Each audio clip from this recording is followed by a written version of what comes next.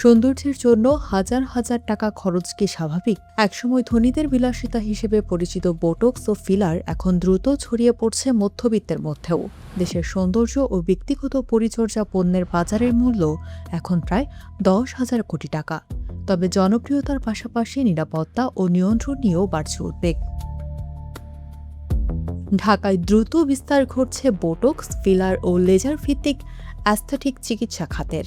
ধানমন্ডি, গুলশান, মিরপুর ও উত্তরাসহ বিভিন্ন এলাকায় একের পর এক গড়ে উঠছে আধুনিক অ্যাস্থেটিক ক্লিনিক। একসময় ধনী ও অভিজাতদের মধ্যে সীমাবদ্ধ থাকা এসব চিকিৎসা এখন ধীরে ধীরে মধ্যবিত্ত, চাকরিজীবী, তরুণ, পেশাজীবী এবং বিশ্ববিদ্যালয়ের শিক্ষার্থীদের মধ্যেও জনপ্রিয় হয়ে উঠছে। সংশ্লিষ্টদের তথ্য অনুযায়ী দেশের সৌন্দর্য ও ব্যক্তিগত পরিচর্যা পণ্যের বাজারের বর্তমান মূল্য প্রায় 10,000 কোটি টাকা। এর একটি বড় অংশ জুড়ে দ্রুত বাড়ছে বোটক্স, ফিলার, লেজার এবং পিআরপি চিকিৎসার চাহিদা।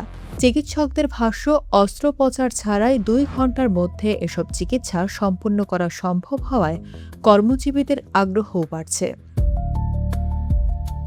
বিশেষজ্ঞরা বলছেন, সামাজিক যোগাযোগ মাধ্যম, কোরিয়ান বিউটি ট্রেন্ড এবং তরুণ দেখানোর প্রবণতা এই বাজার সম্প্রসারণে বড় ভূমিকা রাখছে। বর্তমানে ঢাকার একটি ক্লিনিকে বোটক্সের খরচ সাধারণত 8,000 থেকে 20,000 টাকা, আর বোটক্স, ফিলার ও থ্রেড লিফট সহ পূর্ণাঙ্গ ফেসিয়াল প্যাকেজের মূল্য 40 থেকে 60,000 টাকার মধ্যে। তবে দ্রুত বাড়তে থাকা এই শিল্পের নিরাপত্তা ও নিয়ন্ত্রণ নিয়ে উদ্বেগও রয়েছে। বিশেষজ্ঞদের মতে, বোটক্স একটি নিউরোটক্সিন এবং ফিলার ভুলভালভাবে প্রয়োগ করলে গুরুতর জটিলতা, এমনকি দৃষ্টিশক্তি হারানোর ঝুঁকিও তৈরি হতে পারে।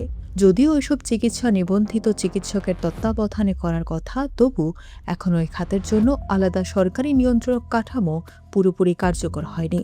ফলে নিরাপদ ও মানসম্মত সেবা নিশ্চিত করতে কঠোর তদারকি এবং সচেতনতা বাড়ানোর উপর জোর দিচ্ছেন সংশ্লিষ্টরা।